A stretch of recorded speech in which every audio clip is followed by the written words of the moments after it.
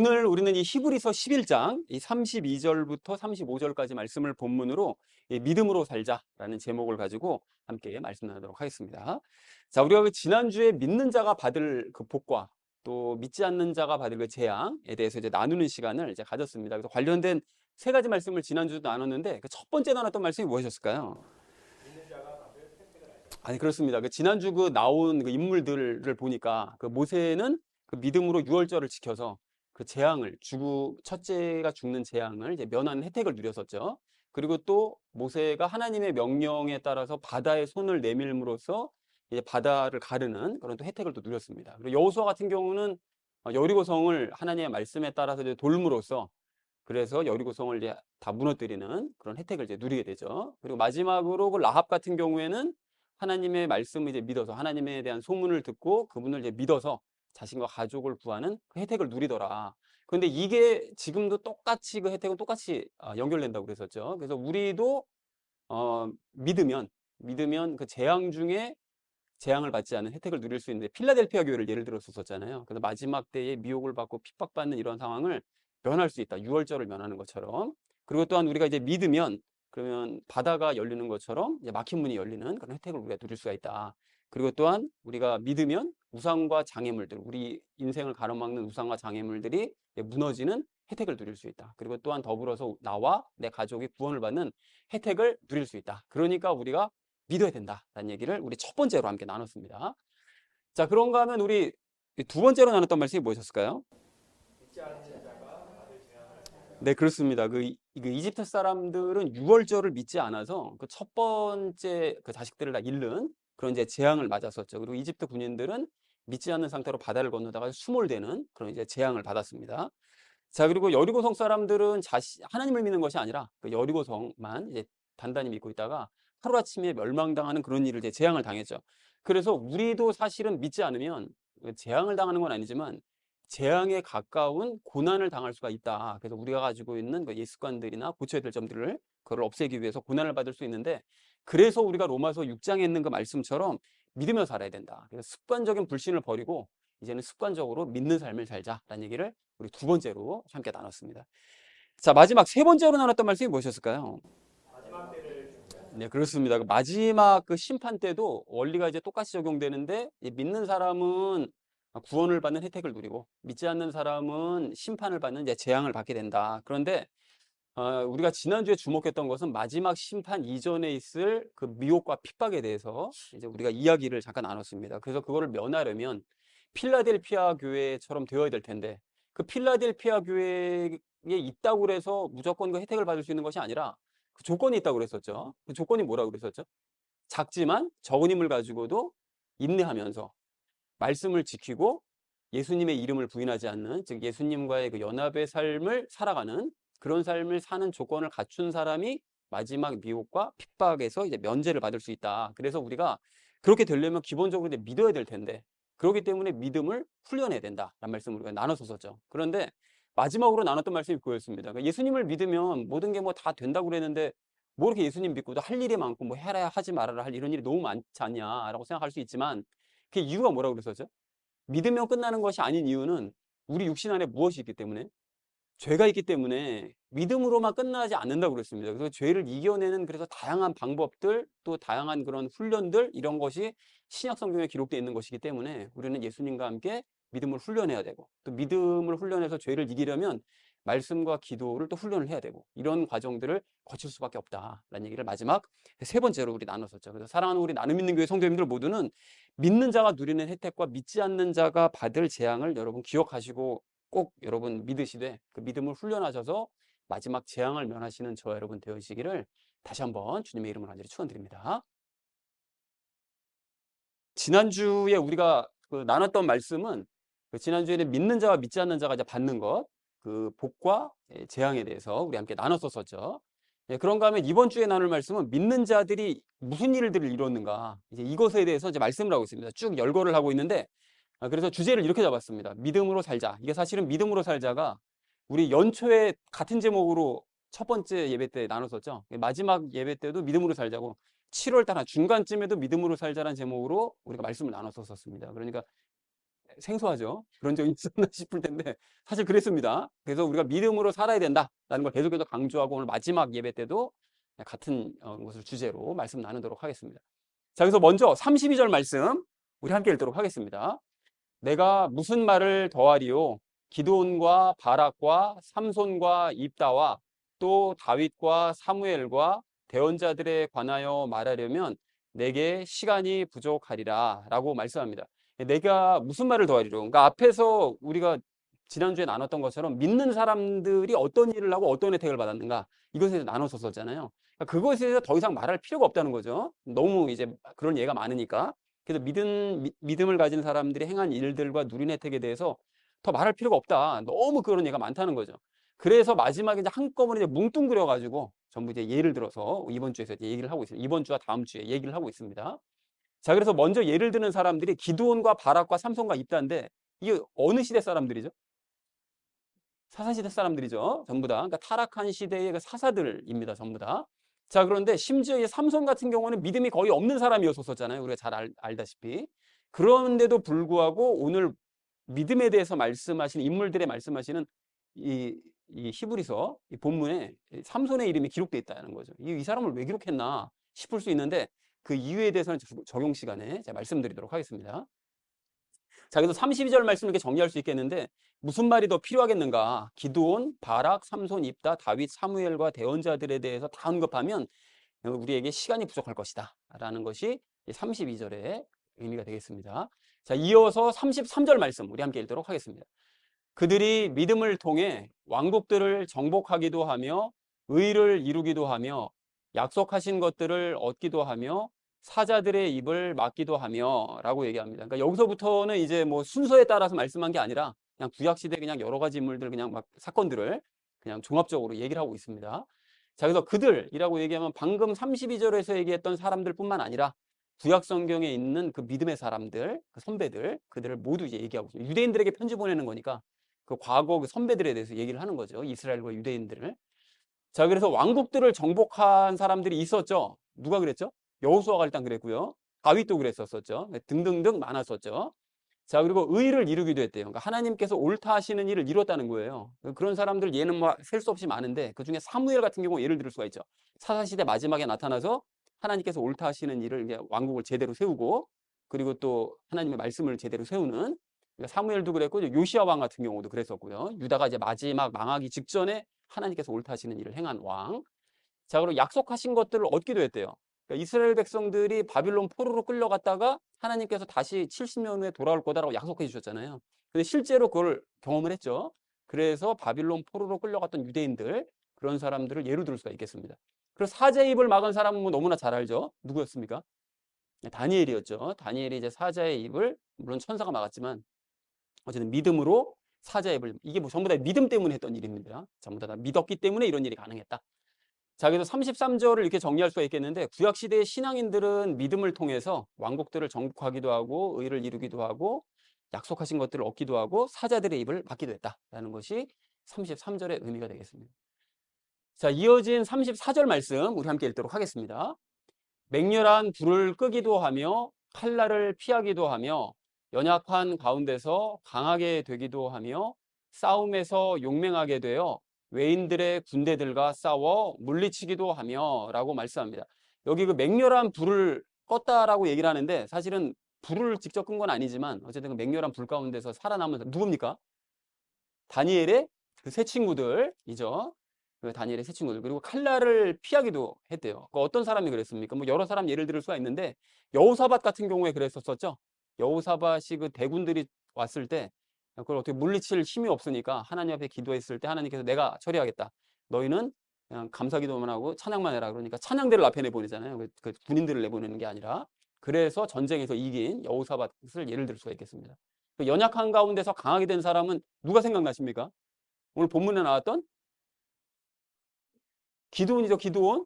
기드온이 왜 이렇게 너무 연약해가지고 사람이 막 겁내가지고 미디안 사람들을 어떻게 처리할지 몰라서 막 이러고 있었잖아요. 그런데 그 용기를 얻어가지고 강하게 되어서 사사로서 싸워서 이기는 그런 놀라운 일을 했었죠. 그리고 싸움에서 용맹하게 되어서 외인들의 군대에 물리쳤 이런 사람 너무 많죠. 많은데 그중에서 대표적으로 뭐 기드온도 방금 예를 들 수 있고, 요나단 같은 경우도 두 사람이 블레셋 군들을 막 쓸어 없애잖아요. 그렇게 이제 강하게 용맹하게 되어 믿음으로 용맹하게 되어서 외인들의 군대를 싸워서 물리치는 이제 이런 일들을 했다라는 것을 우리가 확인할 수가 있겠습니다. 자, 그래서 34절 말씀을 이렇게 정리할 수가 있겠는데, 구약 시대의 신앙인들은 믿음으로써 맹렬한 불을 끄기도 하고 칼날을 피하기도 하며 연약한 가운데서 강하게 되기도 하고 용맹한 싸움꾼이 되어 외국 군대를 물리치기도 했다라는 것이 34절의 의미가 되겠습니다. 자, 마지막 35절 말씀 우리 함께 읽도록 하겠습니다. 여인들은 자기들의 죽은 자를 다시 살려서 받기도 하며 다른 이들은 고문을 당하되 더 좋은 부활을 얻으려고 구출받기를 원치 아니하였으며 라고 말씀합니다. 여기 그 여인들 중에 자기들의 죽은 자를 다시 살려서 받은 여자들 있죠? 기억나는 게 누굽니까? 엘리야와 또 엘리사 시대에, 그러니까 엘리야가 섬기던 사르밧 과부, 그리고 엘리사를 섬겼었던 수넴 여인, 그 둘 다 공교롭게 아들들이 죽었었잖아요. 그런데 엘리야도 그 죽은 아들을 살려주고 엘리사도 죽은 아들을 살려줘서 이제 품에 안겨주는 그런 일을 했죠. 그런데 이게 여인들이 그냥 이걸 얻은 게 아니라 엘리야와 엘리사가 뭐 물론 잘했죠. 잘했는데 그것뿐만이 아니라 그 이 여인들도 이제 믿었겠죠. 대언자 그렇게 해줄 거라는 걸 이제 믿고 그런 일을 했겠죠.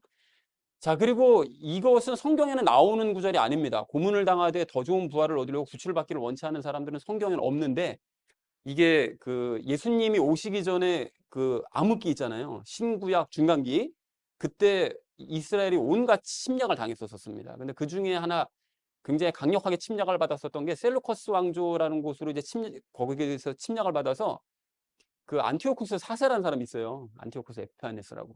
근데 그 사람이 적그리스도를 예표하는 사람이거든요. 우리 예전에 성경 공부하던 분들은 아실 텐데 그 안티오쿠스 4세가 적그리스도를 예표합니다. 엄청 잔인한 짓을 많이 했거든요. 근데 그 중에서 한 이제 전해 내려오는 유대인들에게 전해 내려오는 이야기입니다. 근데 거기에 마침 우리가 확인할 수 있는 게 어디냐면, 카톨릭 성경 여러분 인터넷에서 다운받으시면 거기에 카톨릭 성경은 구약 성경이 우리랑 좀 다르거든요. 6, 7개가 더 추가돼 있어요. 근데 그 중에서 마카비서라고 상하권이 있는데 하권 7장을 보시면 그 잔인한 그거에 대해서 막 기록이 되어져 있습니다. 근데 그 중에 하나가 그 7형제와 어머니가 있는데 어머니를 7형제를 어머니 보는 앞에서 하나씩 다 고문해서 죽이는 거예요. 그러니까 돼지고기 먹어라. 안 먹으니까요. 유대인들이 먹어라. 안 먹으니까 하나씩 고문하면서 죽입니다. 근데 온갖 끔찍한 일들이 막 거기 기록되어 있어서 좀 보기가 좀 힘든데, 그런 상황 중에도 이 사람들이 전부 다 죽으면서 우리는 부활이 있기 때문에 이런 고통과 괴로움쯤은 참겠다. 이건 놀라운 믿음의 모습을 보입니다. 어머니도 마지막까지 그런 모습을 보이고 죽어요.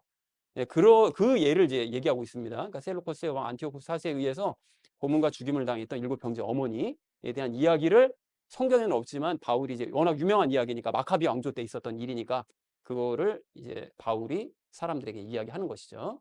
유대인들은 다 알고 있는 내용이니까요.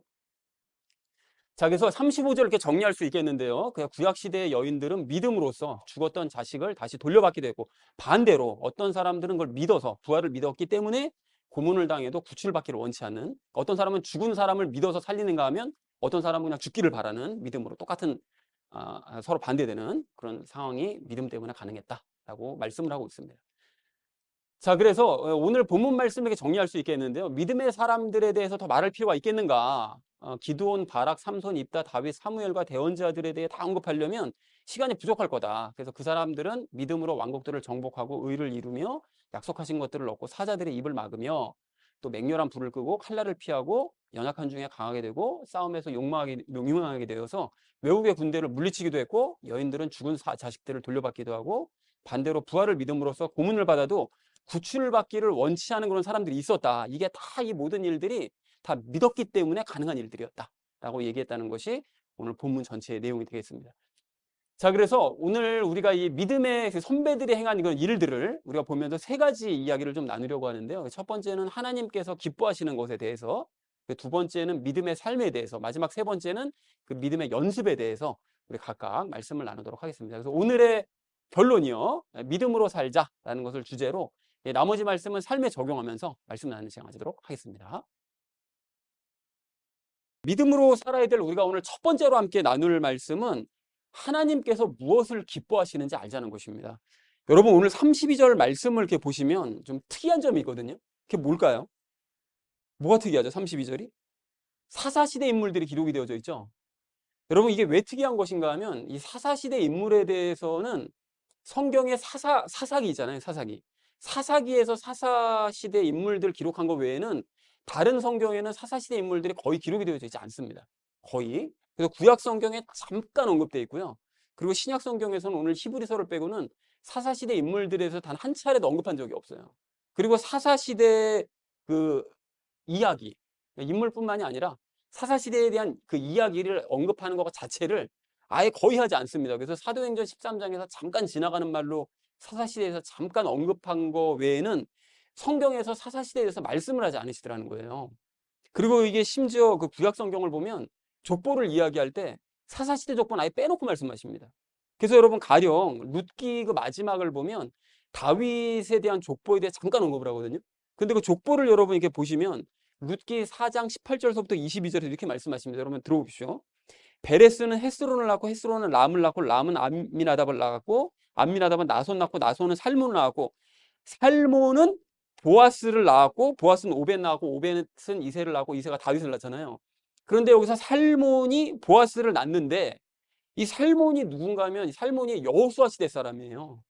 여호수아가 시작할 때 여호수아 시대가 열릴 때 그때 사람이고 그로부터 350년이 사사시대가 흘러서 350년의 사사시대가 흘러서 그 이후로 태어난 게 보아스예요.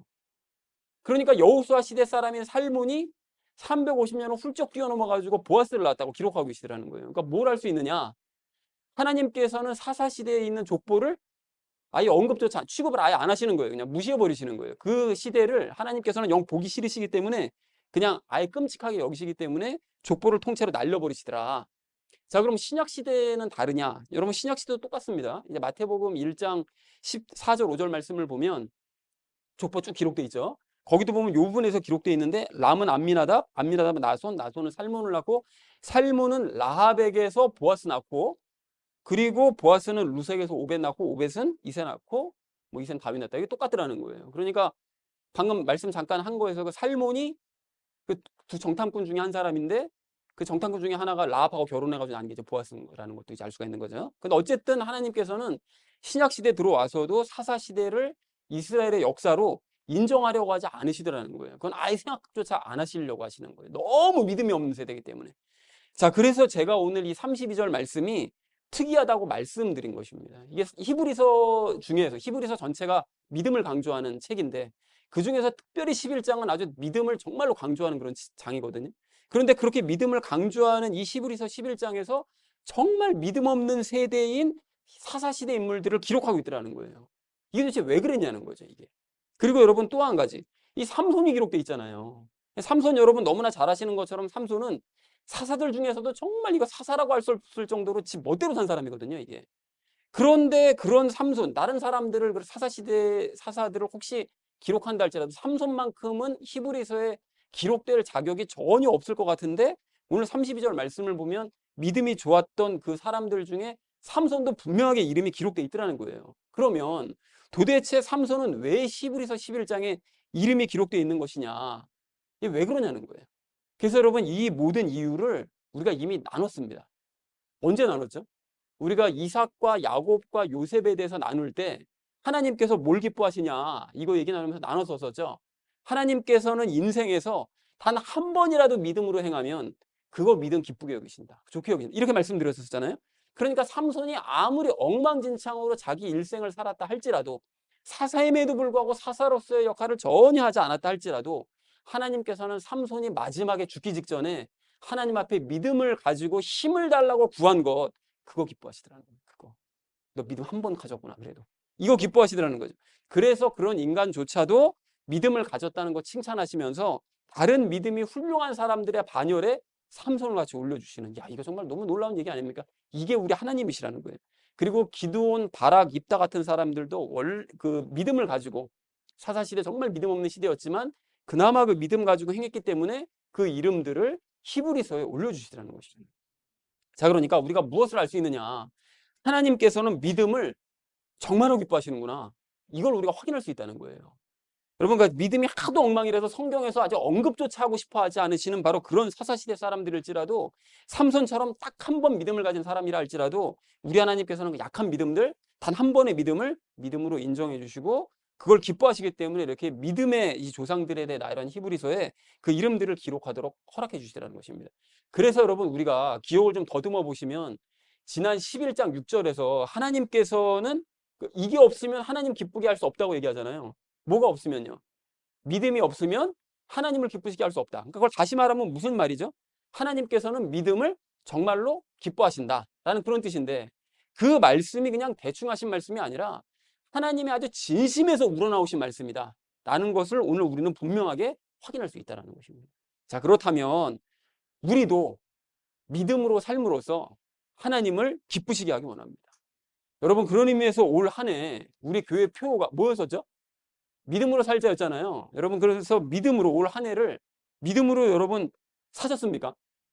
사셨어요? 자, 그래서 오늘 여러분, 그리고 마지막 예배를 드리는 오늘 이 순간도 이 믿음으로 살자는 것을 주제로 말씀을 나누는데, 이게 연초에도 아까 나눴었다고 그랬잖아요. 이게 우연이 아니라는 거예요, 이게.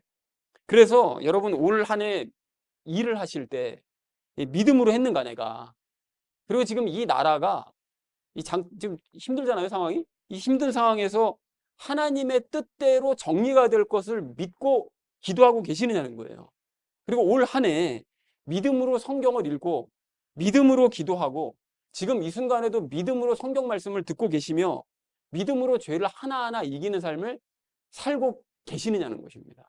여러분, 그래서 사랑하는 우리 나눔 있는 교회 성도님들 모두가 혹시나 올 한 해 자신의 삶을 돌아봤을 때 내 삶이 세상 일에 파묻혀서 믿음이라고는 전혀 찾아볼 수 없는 사사시대와 같은 삶을 혹시 살았을지라도, 또는 지난달, 지난주, 어제 정말 사사시대와 같이 정말 믿음이라고는 하나도 찾아볼 수 없는 그런 삶을 내가 살았을지라도 그 와중에 작은 믿음을 가졌던 기드온, 바락, 삼손, 입다처럼 남은 시간만이라도 작은 믿음, 하나님 앞에 보이는 우리가 되기를 소망합니다. 그리고 또한 삼손처럼 마지막 남은 이제 하루 이틀 남았잖아요, 올해. 이 남은 요 기간만이라도 믿음으로 하나님 앞에 간구하고 행하는 우리가 되기를 소망합니다. 그렇게 하셔서 하나님을 기쁘시게 하고 믿음의 반열에 이름을 올리는 저와 여러분 되시기를 주님의 이름으로 간절히 축원을 드립니다. 살아야 될 우리가 오늘 두 번째로 함께 나눌 말씀은 믿음으로 살자는 것입니다. 여러분, 오늘 본문 말씀을 전체적으로 보시면 그 등장하는 인물들의 공통점이 있습니다. 그게 뭘까요? 아까 전에는 특이점이었고, 그죠? 이 32절에 전체적으로 공통점이 있죠. 뭐죠? 모두가 다 믿음을 가진 사람들이죠. 그리고 또 하나 특이점이, 공통점이 구약시대 인물들이죠. 전 구약시대 인물들. 자, 그래서 그런 공통점이 있어요. 근데 그러니까 더 놀라운데요. 이게 왜 놀랍습니까, 이게? 이 사람들은 죄와 연합한 상태에서 죄의 문제가 해결되지 않은 사람들이라서 믿음을 가지기 힘든 사람들이에요. 그런데도 불구하고 이 사람들이 믿음으로 왕국을 정복하고 믿음으로 하나님의 의를 이루고 믿음으로 하나님께서 약속하신 것을 얻기도 하고 믿음으로 사자의 입을 막기도 하고 또 맹렬한 불 가운데로 들어가기도 하고요. 또 칼날을 피하기도 하고요. 연약하지만 믿음으로 욕망에 가서 싸워서 외국의 군대들과 싸우기도 하고요. 그리고 심지어는 믿음으로 죽은 아들들을 돌려받기도 하고 그 믿음으로 부활을 믿어서 고문을 받으면서도 그거를 믿음을 거부하지 않는 이런 놀라운 모습들을 보여주더라는 거예요. 그러니까 이 모든 일들이 이게 신약시대에 일어난 일들이 아닙니다, 이게. 그러니까 이게 정말 놀라운 거거든요. 근데 그렇기 때문에 우리가 경각심을 가져야 돼요. 왜 그렇습니까? 우리는 죄와 분리가 됐다면서요. 죄로부터 해방되었다고 로마서 6장에서 분명하게 말씀하시죠. 그럼에도 불구하고 이 사람들의 이런 믿음의 행동들, 이런 믿음들 우리가 가졌냐? 이게 따라가지 못하는 부분이 있기 때문에 우리가 경각심을 가져야 된다는 것입니다. 하지만 이런 얘기를 들으면서 이제 위축되는 것으로 끝나면 안 되고, 앞으로는 내가 그러면 남은 삶 동안 이 사람들보다 더한 믿음의 모습을 보이리라 라는 마음을 먹는 것으로 결론이 나야 되는 거죠. 그런 의미에서 이런 구약시대 여러분 그 인물들의 그 믿음에 대해서 그 히브리서에 이렇게 굳이 기록을 해놓으신 이유가 뭘까? 이걸 여러분 생각해 볼 필요가 있는데, 1차적으로는 이 편지를 받아보는 유대인들이요. 그러니까 유대인들에게 너희가 이 선배들의 믿음을 가진 것처럼, 이런 믿음처럼 너희도 예수 그리스도를 믿는 믿음 가져야 된다. 이걸 이제 말씀하려는 것이 맞지만, 2차적으로는 이 편지를 읽고 있는 우리 세대에게도 주시는 메시지가 있다는 거죠. 여러분 그래서 그 메시지를 세 가지로 정리해 볼 수가 있는데 이 첫 번째가 오늘 본문의 인물들을 보면서 우리 자신의 부족함을 깨달아야 된다고 말씀하신다는 거예요. 여러분 방금 말씀드린 것처럼 죄로부터 해방되지 못한 이 구약시대 인물들도 이런 믿음으로 놀라운 일을 행했다면 죄로부터 해방된 우리 그리스도인들이 이들과 같은 이런 일을 하지 못한다. 그러면 반성해야죠. 반성해야 됩니다. 분명히. 그래서 혹시라도 내 믿음이 나 정도면 괜찮은 거 아닌가? 뭐 이 정도면 뭐 별 문제 없지 뭐. 뭐 이 정도면 다 모든 사람들이 이 정도 믿음 갖고 사는 거 아닌가? 이렇게 혹시 생각을 한다면 여러분 오늘 본문을 기억하셔야 돼요. 나는 믿음으로 맹렬한 불을 꺼본 적이 있는가? 불 가운데로 들어가서 고통을 당하지 않고 믿음으로 그 모든 것을 견뎌낸 적이 있었는가? 또 믿음으로 내가 죽은 자를 살려낼 수 있다는 걸 정말 믿는가? 정말 그걸 믿는가? 아니면 하다못해 연약할 때 믿음으로 내가 마음을 강하게 만들어 본 적은 과연 있는가? 이 작은 일조차 믿음으로 내 마음을 강하게 믿었더니 마음이 강해졌어. 이런 경험이라도 해본 적이 있는가? 깊이 생각해보고 아니라면 믿음 없는 사실을 반성을 해야죠. 나는 믿음이 없는 사람이구나. 나는. 이거 반성해야 되고 겸손하게 믿음을 훈련해 가리라 라고 마음을 먹는 이 시간 되기를 간절한 마음으로 소망합니다. 자, 그런가 하면 오늘 본문이 우리에게 주신 두 번째 메시지는 이미 조건을 갖추고 있음에 감사하면서 소망을 가지자는 거예요. 그러니까 우리가 이런 사람들의 믿음을 따라가지 못한다고 해서 낙심하는 것을 끝낼 게 아니라 소망 가지자는 거죠. 방금 나눈 것처럼 이 우리의 현재 믿음의 상태는 오늘 본문의 구약시대의 인물들의 믿음보다 못할 수 있어요. 그죠? 하지만 우리는 예수님 믿었죠. 그래서 죄로부터 해방됐어요. 그리고 그래서 이제 믿고자 하면 믿을 수 있는 사람이 됐다는 거죠. 이게 중요합니다. 이제 우리가 이제까지는 그 불신에 속아서 옛 습관 때문에 익숙하지 않아가지고 자꾸 이제 불신하는 삶을 살았다면 이제 믿으려면 믿을 수 있는 사람이 된 거예요. 그래서 로마서 6장 14절을 보면 이렇게 말씀하세요. 여러분 들어보십시오. 너희가 율법 아래 있지 아니하고 은혜 아래 있으므로 죄가 너희를 지배하지 못하리라 이렇게 분명하게 말씀하신다는 거죠. 그러니까 우리가 죄의 지배를 받지 않으려고 하면 그래서 죄는 우리를 지배할 수 없다. 라고 분명하게 말씀하더라는 거예요. 예전에는 죄가 우리를 지배를 했었죠. 구약시대 때는 지배를 했는데 우리가 이제는 죄의 지배를 받지 않고자 하면 죄는 우리를 지배하지 못한다는 거예요. 그 권리가 없다는 거예요. 그러니까 이걸 쉬운 말로 얘기를 하면 죄가 불신이니까요. 우리가 불신하지 않으려고 마음 먹으면 불신이 우리를 덮쳐올 수 없다는 거예요. 결코. 그러니까 이제 의심을 버리고 믿고자 하면 믿으려고만 하면 믿을 수 있다는 거죠. 그래서 바로 이어진 로마서 6장 16절 말씀을 보면 이렇게 말씀하세요. 들어보십시오. 너희 자신을 누구에게 종으로 내주어 순종하게 하면 너희가 순종하는 그 사람의 종이 되는 줄을 너희가 알지 못하느냐 이렇게 말씀하세요. 뭔 뜻이냐? 너희가 자꾸 불신하는 마음을 자꾸 품으면서 자꾸 불신에게 그렇게 순종을 하면 그냥 불신의 종이 되어서 일평생 불신하는 삶을 살 수밖에 없다. 가만 생각해보면 내가 이제까지 삶이 그래왔었던 것 같잖아요. 그냥 자꾸 불신하면 할수록 그냥 너는 일평생 그냥 불신하는 사람이 되는 거야. 그냥 너는 이렇게 얘기하시면서 반대로 그럼 너희가 자꾸 믿는 마음을 품으면서 믿음에게 자꾸 순종을 하면 그러면 믿음의 종이 되어서 일평생 믿는 사람으로 살아갈 수 있어 라고 말씀하신다는 거죠. 너무 중요한 말씀이죠. 자, 그러니까 이제 우리가 이제까지 불신이 습관이 되어서 그게 아예 그냥 우리에게 너무 익숙해가지고 익숙해져서 우리가 믿음으로 살아가지 못해서 그렇지 이제 습관적으로 의식하면서 불신의 마음을 버리고 자꾸 믿지 않으려는 마음을 버리고 이제는 내가 반대로 습관적으로 믿자 이렇게 하면 오늘 본문의 사람들보다 더 큰 믿음을 가질 수 있고 더 큰 믿음의 일도 할 수 있다라는 거예요. 이거를 소망하자는 거죠. 물론 그렇다고 그래서 뭐 단번에 뭐 믿음이 좋아져가지고 뭐 갑자기 그냥 모든 일들이 척척 되어지는 이건 아닙니다, 여러분. 로마서 7장에서 말씀하시는 것처럼 우리 육신 안에 있는 그 죄가 우리를 자꾸 방해하기 때문에 믿음이 곧바로 커지는 건 아니에요. 근데 그렇다고 그래서 이게 불가능한 건 아니니까 어쨌든 단번에 믿음이 좋아질 거라는 생각조차 버리고 삶의 순간순간마다 기로에 놓일 때가 있잖아요. 이거를 믿어야 되냐? 이거 믿음을 포기해야 되나? 이런 기로에 놓일 때마다 불신의 습관을 버리고 믿는 습관을 여러분 들이셔서 본문의 사람들보다 더 큰 놀라운 일을 행하는 저 여러분 되시기를 간절한 마음으로 소망합니다. 자, 그런가 하면 오늘 본문이 주시는 마지막 세 번째 메시지는 뭐냐면 열매 맺으라는 거예요. 열매 맺어라. 믿음의 열매. 여러분 오늘 본문 말씀을 보면 믿음으로 사자의 입을 막고 맹렬한 불을 끄고 칼을 피하고 군대를 물리치고 죽은 자를 살리고 고문이 이게 다 믿음으로 이런 일을 행했던 거잖아요. 근데 내가 이런 모습을 보면서 내가 어떻게 이런 일을 할 수 있을까? 이건 불가능한 일이지. 이렇게 생각하면서 포기하시면 안 돼요. 그게 여러분 습관적인 불신입니다. 아니, 나 안 돼, 이거 나는. 이게 습관적인 불신인 거예요, 이게. 여러분, 과거 선배들이 행한 일의 그 결과만 보면서 우리 낙심할 게 아니라 차근차근히 생각해 볼 필요가 있어요. 여러분, 앞에서 설명했던 것처럼 이 사람들이, 오늘 본문에서 기록하신 이 사람들은 죄를 가진 상태에서도 이런 일을 행했기 때문에, 야, 대단하다. 어떻게 죄를 가졌는데 저렇게 믿음을 가질 수가 있지? 이렇게 생각할 수 있잖아요. 그런데 여러분, 그것과 마찬가지로 여러분 다른 방면으로 생각을 해보시면, 이 사람들이 죄를 가진 상태에서도 이런 일을 했다면 죄로부터 해방된다는 그럼 더 큰일 할 수 있겠네. 이렇게 볼 수 있다는 거예요. 이런 생각을 하면서 여러분 믿어야 된다는 거예요. 믿어야 된다는 거예요. 그래서 여러분 여기서 이제 믿어야 된다는 말이 중요한데, 놀라운 일을 이렇게 행하는 것. 오늘 본문에서 말씀하신 이런 이 인물들이 행하는 것, 놀라운 일을 행하는 건 내가 하는 게 아니라 누가 행하는 거죠? 하나님께서, 예수님께서 행하시는 거예요.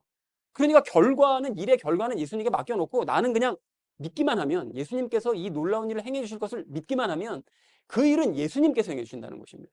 그렇잖아요. 다니엘의 세 친구들이 뭐 처음서부터 그냥 아유 우리는 불에 들어가도 끄떡없어 이렇게 됐어요? 아니잖아요. 그냥 하나님께서, 우리는 정당하고 믿음을 가진 사람들이기 때문에, 하나님의 뜻대로 행하는 사람들이기 때문에 하나님의 뜻대로 행하면 하나님께서 우리를 보여주실 거야. 이걸 그냥 믿기만 한 거거든요. 그랬더니 하나님께서 불 가운데서 살려주시잖아요. 그러니까 일은 하나님께서, 예수님께서 행하신다는 것이죠. 그리고 이걸 정말로 믿으려면 평소에 작은 일부터 습관적으로 믿는 훈련을 반복해야 된다는 것입니다. 그래야 오늘 본문과 같은 큰 일에 대해서도 믿음이 생길 수가 있다는 것이죠. 사랑하는 우리 나는 믿는 교회 성도님들 모두는 오늘 본문의 믿음의 선배들의 모습을 보면서 도전받으시고 믿음으로 살아가시기 바랍니다. 그렇게 되기 위해서 현재 나의 부족함, 오늘 본문의 말씀에 기록된 이런 사람들보다 믿음이 부족하다는 사실을 인정하시되 낙심하지 마시고 소망을 가지시고 믿음의 훈련을 반복을 하셔서, 그래서 오늘 본문의 선배들을 뛰어넘는 놀라운 일들을 행하는 저 여러분 되시기를 주님의 이름으로 간절히 축원을 드립니다. 자, 믿음으로 살아가야 될 우리가 오늘 마지막 세 번째로 나눌 말씀은 믿음을 연습하자는 것입니다. 여러분, 그 방금 제가 이제 믿음을 연습해야 되고 이제 훈련해야 된다 이런 말씀을 드렸는데, 그래서 이에 대해서 좀 더 좀 자세하게 얘기를 나누려고 하는데요. 여러분, 조금 전에 제가 잠깐 스쳐 지나갈 때 그 로마서 7장의 그 말씀을 드리면서 잠깐 언급하면서 죄의 강력함에 대해서 말씀을 드렸잖아요. 근데 바울은 그 로마서 6장에서 너희는 죄로부터 해방되었기 때문에 이제 믿으려면 믿을 수 있는 사람이 되었다, 희망을 주는 얘기를 해요. 그러면서 곧바로 로마서 7장 가서는 그런데 너희 육체 안에 죄가 있어가지고 믿음이 자꾸 방해를 받아가지고 이게 뜻대로 잘 안 될 거야, 이런 얘기를 하거든요. 믿으려면 믿을 수 있는 사람이 되었다. 그러나 육체 안에 남아있는 죄 때문에 믿음이 자꾸 방해를 받는다. 그럼 뭐 어떻게 하라는 얘기야? 이렇게 생각이 될 수가 있는데, 그래서 로마서 8장에서 답을 얘기를 하세요.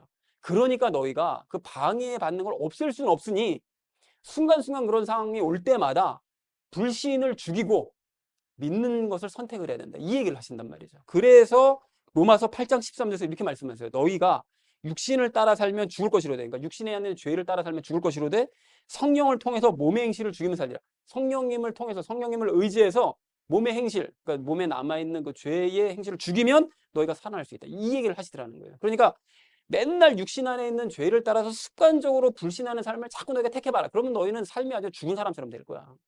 살아날 가망성 없어. 맨날 그렇고 그런 삶을 살아갈 거야. 이렇게 얘기를 하지만 너희가 성령님을 통해서 습관적으로 그 불신을 죽이고, 이렇게 믿지 않으면 안 돼. 이게 자꾸 이게 안 믿으면 안 되지, 내가.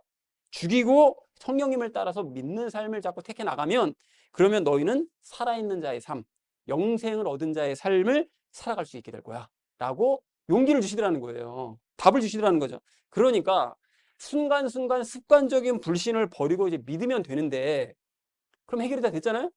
문제가 뭐죠? 믿어야지 해도 안 믿어지는 게 문제잖아요, 이게. 그럼 내가 믿어야지? 안 믿어지거든요. 이게 문제인 거라는 거예요. 그럼 왜 안 믿어지느냐? 방금 말씀드린 것처럼 우리 육체 안에 남아있는 죄 때문에 이게 안 믿어지는 거잖아요. 계속 방해하니까. 그래서 죄를 이기고 믿음을 가지려면 우리에게 필요한 게 뭐냐 하면 기도와 말씀이에요. 이 기도와 말씀. 여러분, 이게 방법까지 말씀을 드리잖아요. 여러분, 제가 무책임하게 바울이 그렇게 얘기했으니까, 성경에서 말씀하시니까 여러분 불신을 택하지 말고 믿으십시오, 이게 끝내버리면, 근데 해봤더니 안 돼. 그럼 이거 말짱 꽝이잖아요. 그래서 구체적인 방법까지 말씀드리는 거예요. 그러니까 여러분, 순간순간 불신을 버리고 여러분 믿고 싶으시다면 일단은 뭐부터 해야 된다고요? 믿음을 달라고 기도부터 해야 된다고요. 이 행위를 먼저 하셔야 된다고요. 믿음을 달라고 기도를 하셔야 되는 거예요. 마귀 들린 그 아이의 아버지 기억나시죠? 그 예수님께서 말씀하시잖아요. 애 언제부터 이렇게 됐냐? 어릴 때부터 그랬습니다. 자, 그러니까 할 수만 있거든요. 야, 할 수 있거든요. 무슨 말이야? 믿는 사람에게 불가능한 일이 없는데 너 그게 무슨 말이니 지금? 말씀하시니까 믿음 없는 것을 도와주셔서 부탁 기도하잖아요. 일단 구해야 되는 거예요. 그래서 여러분 야고보서 4장 2절에서 이렇게 말씀하시는데 너희가 다투고 싸워도 갖지 못함은 너희가 구하지 아니하기 때문에 이렇게 말씀하세요. 그러니까 뭘 얻어보려고 하나님께서 뭐 얻어보려고 막 하다 안 되니까 나중에 다투고 싸워서까지 뭐 얻어보려고 하지만 못 구한다는 거예요. 못 얻는다. 왜 못 구한다고요? 왜 못 얻는다고요? 구하지 않으니까. 기도하지 않으니까. 믿고 싶은데도 믿음이 생기지 않는 이유는 결정적인 이유는 구하지 않으니까. 기도하지 않으니까 안 생긴다는 거예요. 그러니까 믿고 싶으면 당연히 기도부터 해야 된다는 거예요. 스스로의 삶을 그래서 여러분 돌아보시면 내가 결정적인 순간에 믿어야지 하는데 왜 안 믿어지지? 기도 안 해서 그래요. 본인이 알잖아요. 기도해 본 적이 없으니까 그 일을 위해서. 그래 놓고 왜 안 믿어지지? 당연합니다. 기도한 적이 없으니까요. 자, 그런데 또 문제가 있습니다. 기도를 했어요. 했는데도 믿음이 생기지 않을 때가 있다는 거예요. 안 믿어지는 거예요. 그런 경험을 많이 해보셨죠? 분명히 기도했는데 근데 왜 믿음이 안 생기지? 이거 왜 그런 거죠? 여기도 이유가 있죠. 우리 육체 안에 남아있는 그 죄가 강력하기 때문에 그래요. 큰 문제일수록 더 강력해집니다. 그러니까 나의 안에 있는 불신이 워낙 강력하기 때문에 기도에도 확신이 생기지 않고 믿음이 생기지 않는 거예요. 그래서 여러분 그 강력한 불신의 그 힘을, 그 죄의 힘을 빼면 되는데, 빼야 될 텐데 그 죄를, 불신을 힘을 쓰지 못하게 만들면 어떻게 해야 되느냐? 그 방법까지 이미 다 배웠어요, 우리. 답을 모르는 게 아니에요. 우린 뭐 다른 교회는 어떨지 모르겠는데 우리 교회는 답까지 다 알고 있다고요. 그 불신의 힘을 빼면 어떻게 하라고 그랬죠? 불신을 찔러서 쪼개면 돼요. 그렇다고 그랬죠? 그래서 여러분 다시 한번 기억하시라고 히브리서 4장 12절 말씀을 읽어드리니까 들어보십시오. 하나님의 말씀은 살아있고 권능이 있으며 양날 달린 어떤 것보다 예리하여 혼과 영과 및 관절과 골수를 찔러 둘러 나누. 혼과 영과 육체를 찔러 쪼갤 수 있는 게 하나님의 말씀이다. 다 분리시킬 수 있다. 그러니까 우리 육체 안에 남아있는 죄도 어떻게 된다고요? 하나님의 말씀으로 찔러 쪼갤 수가 있는 거죠. 그렇게 되면 죄가 힘을 못 쓰냐고 그랬잖아요. 그때 말씀을 드렸었잖아요. 그러니까 하나님의 말씀이 내 육체 안에 있는 죄를 찔러서 쪼개면 그러면 죄가 더 이상 불신이 힘을 쓰지 못하게 된다고요. 그렇게 되려면 그러면 이제 믿어지겠죠. 그런데 그렇게 되려면 뭘 해야 된다고요? 그러니까 말씀을 읽어야 됩니다. 말씀을 여러 번 읽어서 말씀이 내 안으로 들어와야만 그 일이 가능하다는 거예요. 아, 그렇구나. 아, 이론적으로 그렇구나. 그래, 알았어. 그리고 행하지 않으면 아무 일도 일어나지 않습니다. 아무 일도 일어나지 않아요. 하루에 한 장이라도 그래서 읽어야 되는 거죠.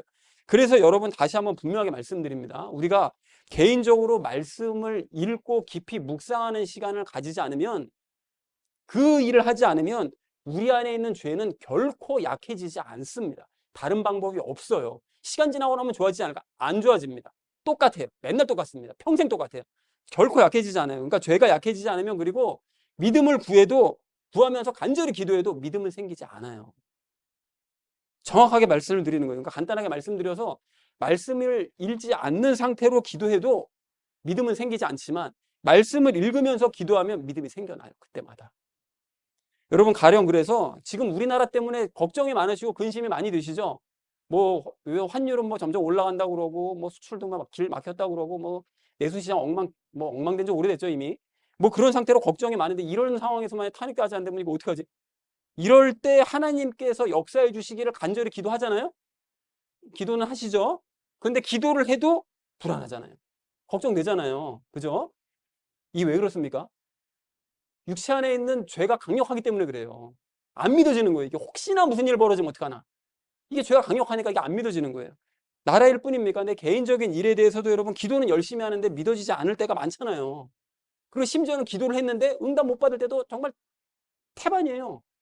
이게 왜 그렇습니까? 기도하면 돼야 된다고 분명히 된다고 말씀하셨는데 왜 안 들어지는 거예요? 그 모든 것이 바로 내 안에 있는 강력한 죄 때문에 이게 안 되는 거예요.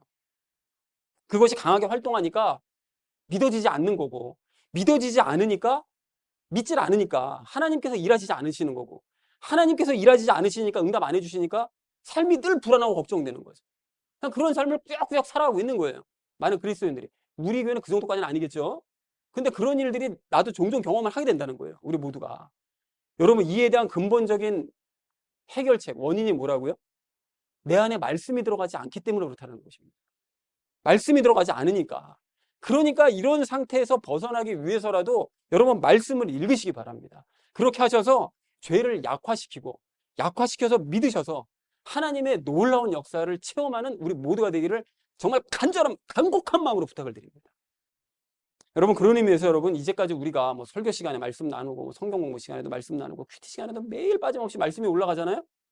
여러분, 그렇게 말씀이 올라갈 때 제가 거기다 헛된 말이나 막 짓거리면서 뭐 웃기는 얘기나 막 써놓으면서 이런 식으로 말씀을 갖다 막 희화시키면서 막 희석시키면서 이런 식으로 시간 대충 때운 적이 단 한 번도 없었다고 저는 기억해요.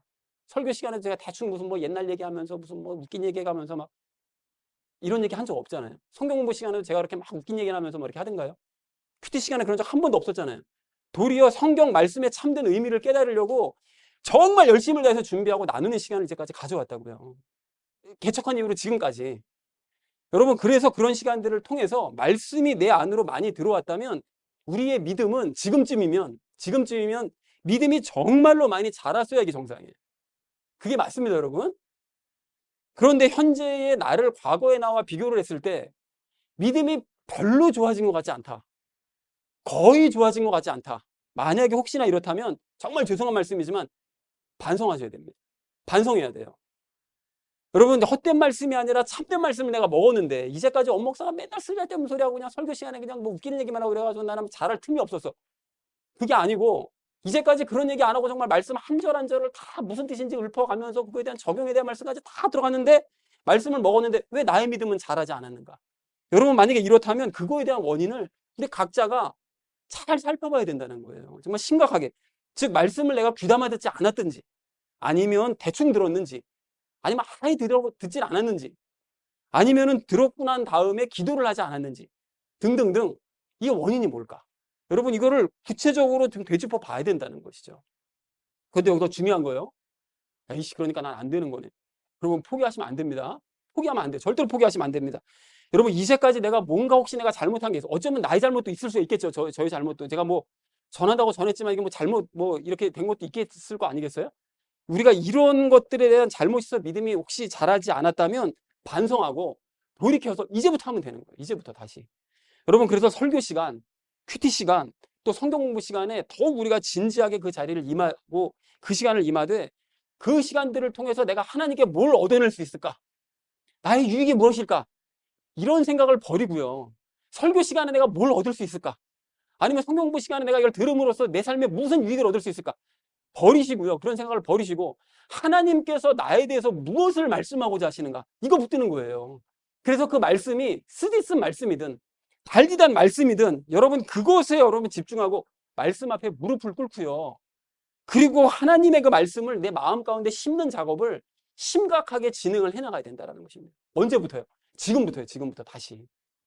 지금부터. 이제까지 내가 말씀 듣는 시간에 혹시 내가 유익을 뭘 얻을 수 있지? 이 말씀을 통해서 내 인생에 어떤 답을 얻을 수 있지? 이것만 찾고 있었다면 쓴 말씀이든 단 말씀이든 하나님께서 나를 무슨 말씀으로 나를 고치기 원하시는가? 이거에 주목해야 된다는 거예요. 말씀을 마음에 담아야 된다는 거예요. 그렇게 하셔서 그 말씀으로 죄를 깨뜨리고 그래서 죄를 이기고 그래서 믿음을 얻고 그 믿음으로 기도함으로써 하나님께 놀라운 응답을 받아내는 우리 모두가 되어지기를 간절한 마음으로 소망합니다. 꼭 그런 삶을 사시기를 소망합니다. 사랑하는 우리 나눔 믿는 교회 성도님들 모두는 믿음을 연습하시기 바랍니다. 그리고 그 믿음을 연습하시기 위해서 2025년 새해에는 정말로 말씀을 읽는 일에 또 배우는 일에 여러분 진지하게 열심을 내시기 바랍니다. 그리고 기도에도 더 열심히 내시기 바랍니다. 그렇게 하셔서 기도하는 대로 믿음이 생기고 그래서 놀라운 응답을 받아 누리시는 2025년 한 해 되어지시기를 주님의 이름으로 간절히 축원을 드립니다. 믿음으로 살자라는 것을 제목으로 말씀 나눴었죠. 첫 번째 나눴던 말씀이 하나님께서 무엇을 기뻐하시는지 확인하자라고 했는데 하나님은 사사시대를 인정하지 않으시지만 그 와중에 약한 이것 단 한 번의 이것을 기뻐하신다고 그랬죠. 무엇입니까? 믿음을, 약한 믿음, 단 한 번의 믿음을 우리 하나님께서는 기뻐하신다. 그러니까 우리가 늦지 않았습니다. 딱 이틀 남았잖아요. 오늘까지 3일 남았죠. 이 기간 동안 믿음으로 예수님께 기도하는 거예요. 이 나라를 하나님께서 그 뜻대로 정리해 주실 것을 저는 믿습니다. 믿는 거예요. 그럼 이루어 주시는 거죠. 자, 그래서 그걸 기뻐하신다. 그래서 오직 이것으로만 하나님을 기쁘시게 할 수 있다. 오직 믿음으로만 하나님을 기쁘시게 할 수 있죠. 그리고 올해의 마지막 한 주만이라도 믿음으로 삶으로써 하나님을 어떻게 하자? 하나님을 기쁘시게 하자라고 우리 말씀 나눴습니다. 자, 그리고 두 번째로요. 믿음으로 살자고 얘기했었죠. 그래서 오늘 본문의 인물들은 이것으로부터 자유케 되지 못했죠. 죄로부터. 그렇지만 믿음으로 놀라운 일들을 행한 사람들입니다. 자, 그러므로 이것으로부터 자유케 된 우리는 경각심을 가져야 되죠. 죄로부터 자유케 된 우리는 경각심을 가져야 됩니다. 자, 그래서 본문의 인물들을 보면서 부족함을 깨닫고 겸손한 마음으로 평생 믿음을 어떻게 해야 된다고요? 믿음을 연습, 훈련해야 되는 거죠. 그렇게 훈련하고 연습해야 된다.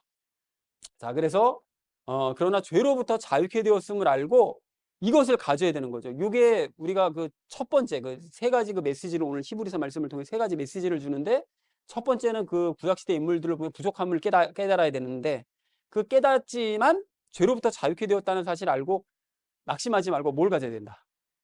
자, 희망, 소망을 우리가 가져야 된다라고 이제 말씀을 나눴습니다.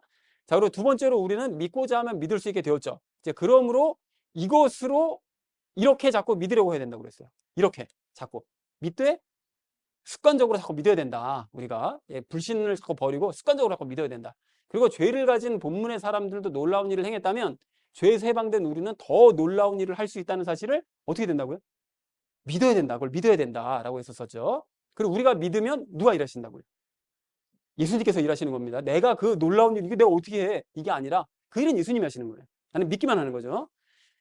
자, 그리고 작은 일부터 믿는 연습과 이것을 하자. 아까 전에 나눴던 연습과 훈련을 해 나가자. 작은 일서부터 믿어 나가는.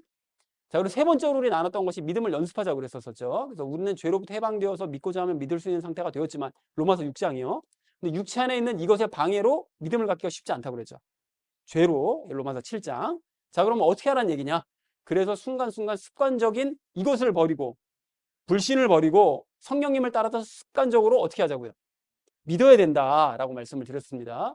자, 그러나 저절로 믿어지진 않죠. 그래서 이제 방법이 이제 두 가지가 있는데 이것과 이것 외에는 믿음을 가질 수 있는 방법이 없다. 무엇과? 말씀과 기도, 기도와 말씀 외에는 믿음을 가질 수 있는 방법이 없다. 훌륭한 두 가지 도구다라고 이제 말씀을 나눴었죠. 자, 그래서 일단 믿음을 달라고 무엇을 해야 된다고요? 기도를 해야 된다. 기도부터 해야 된다. 자, 그러나 기도에도 믿음이 생기지 않는 것은 죄가 어떻게 하기 때문에 내 안에 있는 죄가 워낙 강력하기 때문에 믿음이 생기지 않는 거죠. 기도를 해도. 그래서 강력한 불신을 이기기 위해서는 불신을 어떻게 해야 된다고요? 힘을 빼야 되죠. 힘을 빼는 것이 약화시켜야 되는 거죠. 그 불신을 약화시켜야 됩니다. 자, 그래서 불신을 약화시키기 위해서는 뭘 읽어야 된다고요? 말씀을 읽어야, 성경을 읽어야 된다라고 이렇게 나눴습니다. 자, 그래서 새해에는 이렇게 성경을 읽고 기도하자라고 했습니다. 어떻게 해요? 이건 아까 얘기는 안 했지만 습관적인 불신을 버리고 습관적으로 믿어야 되는 것처럼 습관적으로 성경을 읽고 기도해야 된다. 이렇게 되면 새해에 놀라운 일들이 일어날 것입니다. 이렇게 했는데 만약에 안 되잖아요? 그럼 저한테 와서 따지라고요. 안 되는지. 제가 분명 확신드리고 말씀드리겠습니다. 습관적으로 여러분 성경을 읽으시고 기도하시면 안 되는 일이 됩니다. 믿는 대로 돼요. 기도하면 됩니다. 응답을 받아요. 여러분 이 일을 반드시 믿음을 연습하는 우리 모두가 되어지기를 간절히 소망합니다. 그래서 사랑하는 우리 나눔 믿는 교회 성도님들 모두는 하나님께서 믿음을 기뻐하신다는 사실을 여러분 아시고 확인하시고 습관적으로 믿으시기 바랍니다. 그렇게 되기 위해서 말씀과 기도로 믿음을 연습하시는 훈련하시는 이 복된 저와 여러분 되어지기를 주님의 이름으로 간절히 축원을 드립니다.